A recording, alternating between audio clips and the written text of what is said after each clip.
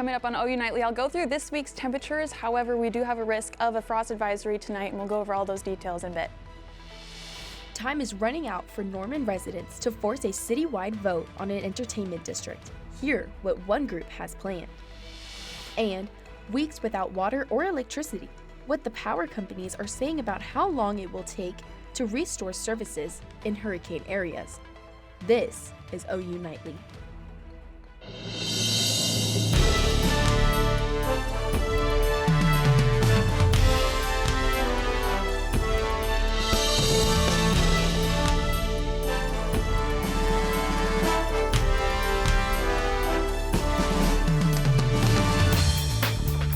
Thanks for watching OU Nightly. I'm Sofia Cabrera. And I'm Chewy Dominguez. We begin tonight with the first real taste of cool weather. Parts of Oklahoma is in a freeze warning. Let's get a first look at the forecast with OU Nightly meteorologist Aiden Bruns. She's out on the South Oval. Aiden? Yeah, guys, you know, it looks beautiful outside. It feels beautiful. Besides the wind, we've got plenty of sunshine, and the mums are full bloom behind me on campus right now. However, tonight we are looking at some cooler temperatures dipping down into the upper 30s for central Oklahoma, including Norman. So we have our first freeze advisory of the fall season to look out for. So if you have plants outside, consider bringing them in if you can. Otherwise, covering them up to keep them protected from the cold weather tonight would be a great idea. Now, tonight is looking to be some of the coldest temperatures. We're going to be a bit cooler tomorrow in the 60s, but the rest of the week is looking to warm back up. So we'll have that to look forward to if you're not a fan of this cooler weather. Coming up in the full forecast, we'll go over some more of the freeze warning details as well as our next chance for rain in the forecast. Thanks, Aiden. We're only hours away from Norman City taxpayers having to collect their final signatures to force a citywide vote on the controversial Arena and Entertainment District project. OU Nightly's Abigail Franklin is live at the petition turn-in location off Porter and Main. Abigail, what can you tell us about these final hours?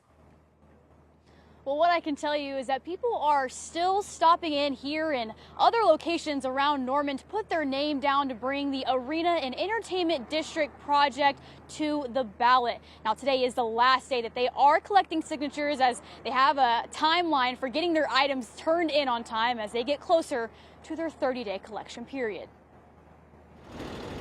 Time is running out for the Oklahomans for responsible economic development to collect signatures. The $600 million should be voted on by the people. Norman City Council voted in favor of the new Arena and Entertainment District 5-4. Whether it's a yes or a no, we should know the will of the people before we go spending $600 million. To put it to a public vote, a total of 6,098 verified signatures are required.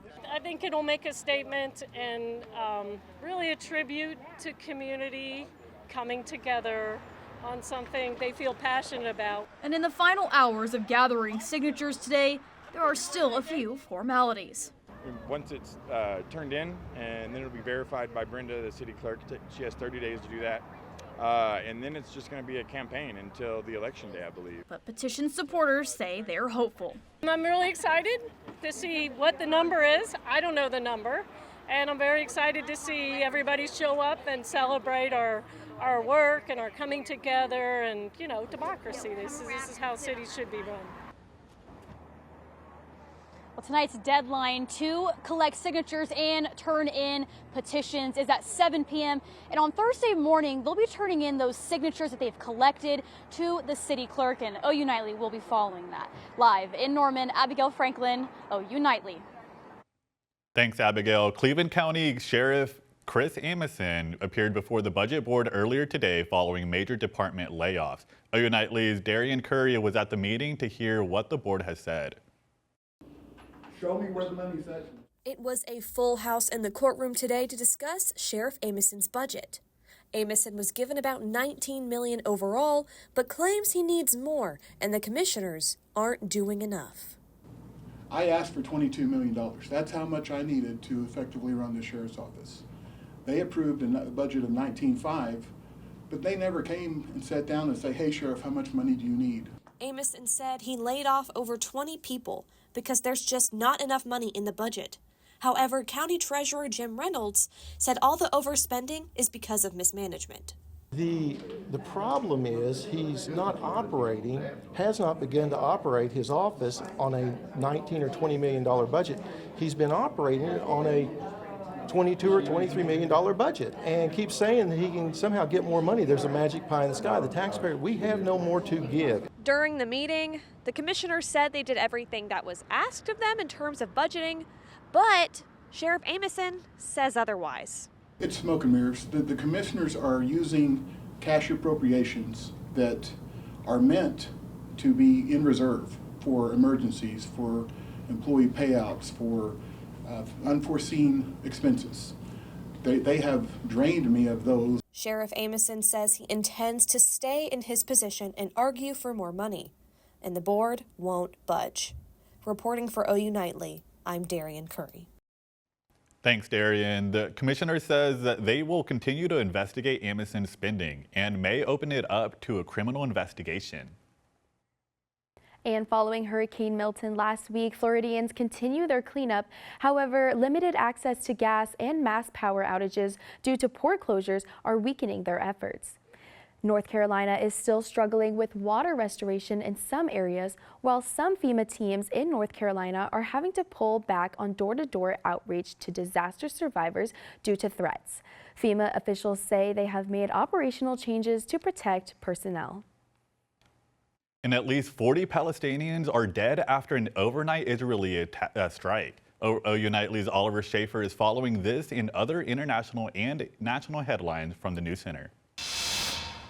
In Gaza, an Israeli airstrike hits a residential building, killing at least 10 people. Many others are injured and some are stuck under the rubble. Today marks the 11th day of Israel's most recent invasion of northern Gaza. Hezbollah's Deputy Secretary General calls on Israelis to accept a ceasefire in Lebanon or they threaten facing pain. Israel's Prime Minister vows to keep striking Hezbollah targets. Here in the U.S., the Biden administration sends a letter to the Israeli government. Demands in the letter include improving the humanitarian aid it's allowing Gaza. The letter threatens Israeli leaders to make these changes within the next 30 days or risk violating U.S. laws governing foreign military assistance. If changes are not made, this could jeopardize Israel's U.S. military aid. In North Carolina, the Federal Emergency Management Agency resumes door-to-door outreaches. Over the weekend, aid to several communities was put pause after police say a man was making threats against FEMA employees. The agency has seen an increase in threats after misinformation was spread by political figures. Jury selection begins in the federal retrial of a former Louisville, Kentucky police officer charged for shooting and killing Breonna Taylor. Brett Hankinson is accused of using excessive force and violating Taylor's civil rights. Chewy, Sophia? Thanks, Oliver. When we return, we'll take a look at a new furry friend. Check out who we're raving about in this week's Pet of the Week. And a new study shows concerns regarding credit card payments. Coming up after the break.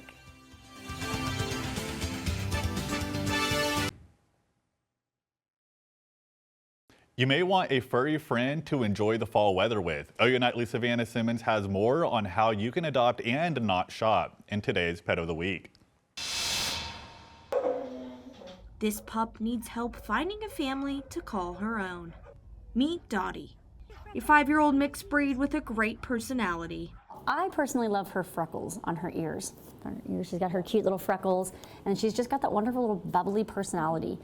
Stephanie Adams-Hawkins is the adoption coordinator for Norman Animal Welfare, and she believes Dottie could fit into any type of home. She's really adaptable to a variety of, whether it's a stressful situation or just something new, she's really going to handle that super well.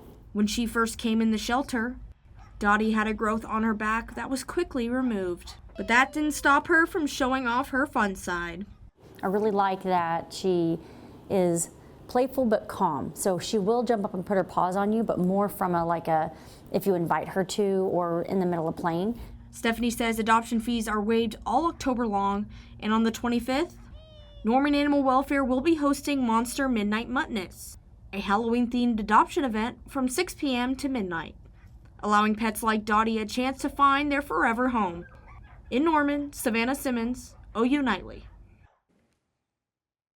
Thanks, Savannah. If you or someone you know is interested in Dottie or any of the other pets from Norman Animal Welfare, you can find their website on normanok.gov under the Resident and Visitor tab. You can also call the center at the number on your screen. It's never too late to help a pet in need. And a new study finds Americans have not been this concerned about making their minimum credit card payment since the pandemic. According to the Federal Reserve Bank of New York, the survey shows the average perceived probability of missing a minimum debt payment during the next 3 months was more than 14%. Outside of the pandemic, that's the highest percent since January 2017. And the city of Norman has partnered with an organization focused on sustainability. See what their plan will bring to Norman when we come back. We're also looking at some cooler temperatures tonight, so stick around to hear the details about a freeze warning and advisory coming up this evening.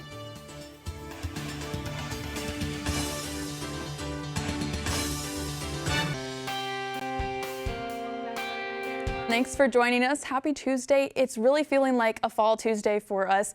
On our weather center camera, you're not really seeing much of it, but skies are pretty clear, leaving us pretty warm this afternoon compared to where we were earlier this morning. Right now, sitting at 75 here in Norman. Our feels like temperature a little bit warm because of that sun, but winds are gusting a little bit. So we've got a 21-mile-per-hour sustained wind out of the north right now. So a bit breezy out on campus right now. And temperatures looking at the metro, seeing some 70s, a few 60s in the northern metro, like Guthrie, 69 right now. And the state's seeing quite a variety of temperatures in southern Oklahoma, seeing some 70s and 80s. And then as we push to the north, we're seeing some low 60s. Miami sitting at 62 degrees right now. So seeing a wide variety of those temperatures. But tonight is really when the temperatures are going to be dropping quite a bit. Here in the blue is a frost advisory, including Norman. That's what we're looking at tonight. So temperatures are going to be dipping down into the upper 30s for us. And then in northern Oklahoma, we've got a freeze warning. So keeping that in mind, if you have anything outside you want to bring in, like your plants, or cover them up, because that is going to be something to be concerned about tonight as we go into the rest of this week. Now, future wind gusts, I said it's a bit breezy right now. We are going to get a little relief overnight, but then tomorrow looking to be a bit breezy, not as crazy as we are feeling right now. And then throughout the rest of the week, seeing some more of those stronger wind gusts. 22 miles per hour here is what we're looking at for Thursday. So a little bit breezy throughout the rest of this week. And also leading into those feels like temperatures, really the stronger wind gusts are what's going to keep our temperatures just a little bit cooler. Looking at 33 degrees overnight tonight is what we're going to feel like. So as you're going to class in the morning, it's going to feel maybe a little bit chillier. Grab the sweatpants, grab the jacket, because it is going to be quite cold. And Thursday morning as well, feeling pretty chilly. So keeping that in mind throughout your forecasting and throughout this week. Look at temperatures tomorrow. Seeing a high near 62 is all that we can really expect. So cooler temperatures for sure. Allergies are still in the picture. Weeds high right now. Keeping those in mind. No allergies out of the picture quite yet. And then the national forecast. Looking at a chance for rain this weekend, so keeping that in mind. It's been a long time since we've had some rainfall, so look at that for the next couple of days. And then for your 7-day forecast, again, tomorrow's going to be that coolest day of the forecast. High around 62, 64-ish is what we're expecting. And then throughout the rest of the week, warming up a little bit into the 70s, sorry about that. But guys, it is going to be warming up into this week, as well as those rain chances. It's been so long since it's rained.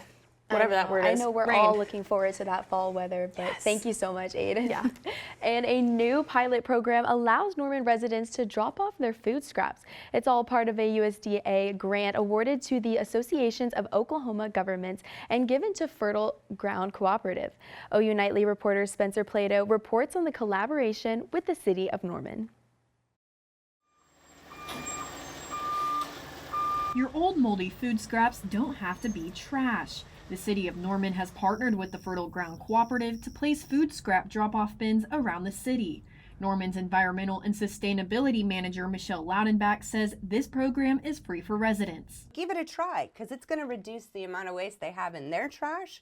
It's going to reduce the odor that they experience with their trash as well. The program has 19 locations around the metro area, with 2 here in Norman. Each bin has a lock and a code that will open after the user completes the educational component. So participants have to watch a video, answer some questions, take a quiz, there's always a quiz, and then provide their food waste. always in a bio bag or a paper bag, but it's a great way to reduce the issues that are coupled with food waste. From the fridge to the drop-off bins, it all comes right here to Fertile Ground Cooperative, where it'll be composted and turned into dirt just like this. Major thing is that we want to divert from the landfill.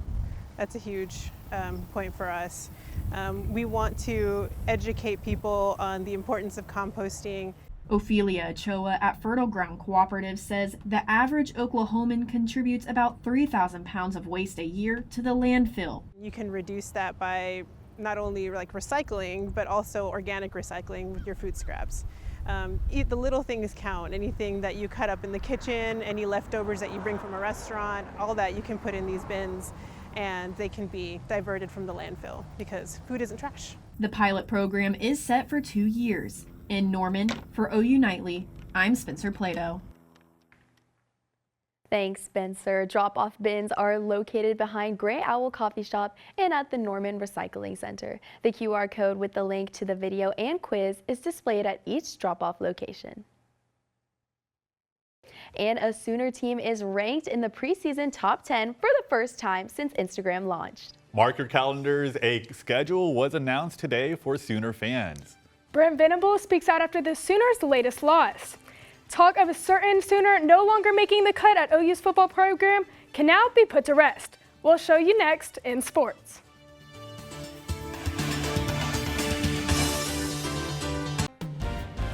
Hello, I'm Brooke Griggs, and it's time for sports. The Sooners are unranked after their blowout loss to their arch-rival Texas. And that's not the only change Sooner fans could see as Oklahoma looks to improve their offense. It looks like sophomore Jackson Arnold will be riding the bench a little longer after Brent Venables revealed OU's recent quarterback, Michael Hawkins Jr., will be keeping his spot as QB1. OU has the worst-ranked offense in the SEC, but Oklahoma isn't ready to let go of offensive coordinator Seth Luttrell after losing a few games. There's always problems. Sometimes people know about them, sometimes they don't. There's always some level of struggle, and you got to work through your problems, find the best possible solutions. And if you have success, it's everybody. And sometimes when you don't have success, people want to point to one guy. And sometimes it's probably appropriate to blame one person, but most of the time it's not. It's a combination of a lot of things while you're struggling. Oklahoma struggled last game, but that doesn't mean they have nothing to show for or nothing to prove. With one player believing a losing mindset is not on the table for this SEC team. We're 4-2, not 2-4. You know, we still have half the season in front of us. I think if you have that type of mindset, you're already giving up now, then I don't want you on this team because I still have a lot to play for. I'm only here for a few more months. I still got a lot I want to accomplish. I mean, we don't really talk about another loss, so that's not on the table right now. I think for us, you know, it's kind of already been instilled in my head, you know, for the years I've been here. You know, you kind of have to now do it for the younger guys and just kind of be a coach in the locker room. Now from the gridiron to the diamond, OU baseball announced their 54-game schedule. The slate begins February 14th through the 16th in Norman with a 3-game series against Lehigh. 13 players returned from the 2024 team that won the Big 12 regular season title. And OU women's basketball earned the 10th spot in the AP poll preseason poll. This is the first time the team is ranked in the preseason top 10 since 2010. The same year, OU star Danielle Robinson was a Sooner who just completed her 12th season in the WNBA. A Sooner to look out for this season is top transfer in the nation, center Reagan Beers. Sophia, Chewy. Thanks, Brooke. Coming up, this reigning champion took home its 4th grand prize and win yesterday. Find out what this unlikely victor is after the break. I'm Abigail Nickel. This week, 27-year-old Nazir Tahiti appears in federal court. Federal investigators accuse Tahiti of planning an attack on a large crowd in the name of ISIS on Election Day. Tahiti has been living in Oklahoma City for the past 3 years after obtaining a special immigrant visa. He'll appear in front of a judge Thursday morning at 9 a.m. Sophia, Chewy. Thanks, Abigail. A gigantic gourd from Minnesota has taken the crown in the 51st World Champion Pumpkin Weigh-Off. Horticulture teacher Travis Ginger and his giant pumpkin took home reigning title of the world's biggest pumpkin. The pumpkin weighed in at 2,471 pounds at the Northern California competition. I mean, when you hear pumpkin, don't you think about fall? Don't you want to carve this pumpkin? Okay, I love that, first of all. I'm from Minnesota, so it feels like fall there for us. We're in the 60s tomorrow, so a little bit cooler with that 7-day forecast. But after tomorrow, we're looking to warm up a little bit more, seeing a little more comfortable 70-degree range. But some rain chances this weekend, so it's been a little bit since the rain has fallen, so maybe clearing up some of that dry weather for us, too. Thank you so much, Aiden, and thank you guys so much for watching OU Nightly. Be sure to watch OU Nightly at 4:30. Good night.